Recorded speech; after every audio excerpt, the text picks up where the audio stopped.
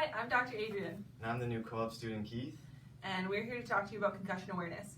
So this past week we had our first Rowan's Day. Rowan's Day was founded because a high school rugby player in Ottawa, Ontario named Rowan Stringer, a number of years ago, suffered a concussion while playing. And because her coaches and parents just weren't aware of all the dangers of playing with a concussion, she just kept playing. And she suffered another concussion and another. And unfortunately, she developed something called second impact syndrome, and she ended up dying from it. So today we're going to talk to you a little bit about concussions, and Keith's going to start off about what second impact syndrome is. Yeah, so second impact syndrome is when you have multiple blows to the head without giving yourself enough time to recover from that first impact.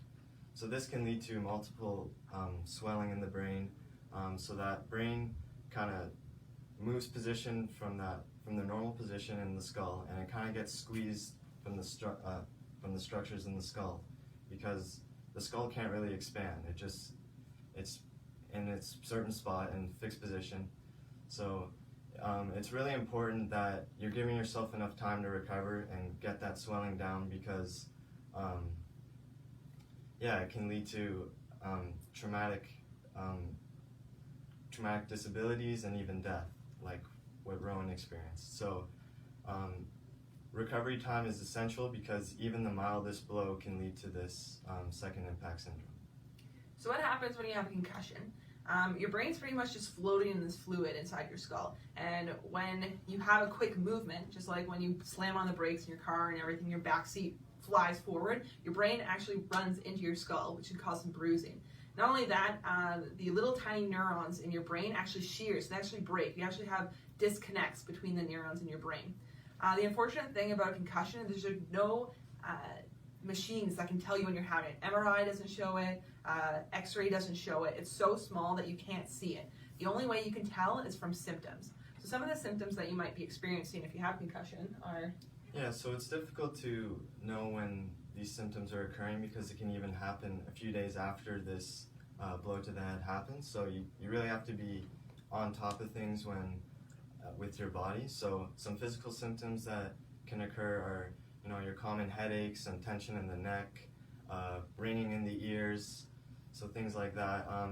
If you're noticing that you're sleeping a little too much than normal, or you're not sleeping enough, or even that you're having trouble falling asleep, that can be a sign of a concussion. As well as your emotional state can be altered as well.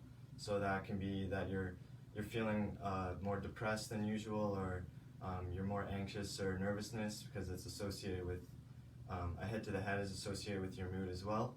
So just things like that. If you're feeling any of those things, make sure you see a doctor right away. Some red flags that can be a sign of a traumatic injury are seizure, if you're vomiting more than once, and if you're seeing double vision, then you should call 911 right away to get on top of it, because it can be pretty fatal. So if you do suffer a concussion, there's a 7-step protocol that you need to follow before you can get back to your sport. And every day has to split up these protocols. So if you pass one, you have to wait a day before you pass the next one. And the first one is just rest. Then we slowly build up. We start doing some exercise. We start doing some sport-specific exercise, maybe skating, running, whatever you do. Then you can start doing some light drills like throwing, catching, passing the ball. Next you start getting into some contact stuff. That's right before you get back to the game. So you should be able to do a full practice, everything without symptoms before you can play a game. So that being said, there's 7 steps, and you need at least 1 day between each step. So if you get hit, you should not be playing another game for at least another week. So some things you can do to prevent concussions. Yeah, so before you compete and exercise or participate in your sport, you want to make sure that the equipment that you're using is in good condition, as well as it fits you properly, so that you are there's no injuries that can lead to injuries there. As well as the team environment, you want them to be very educated in concussions and knowing the risks of not speaking up and what can lead to that. So you want the environment around you to be comfortable, and that everyone knows how everyone's feeling, and that no one's hiding anything from anyone. So that, yeah, if they're experiencing a concussion, that people know and that they can treat it right away before it gets worse. All right, so if you get hit to the head, stop. You're done. That's what Rowan's Day is all about. So I'm Dr. Adrian. And I'm Keith Porter. And we've got your back.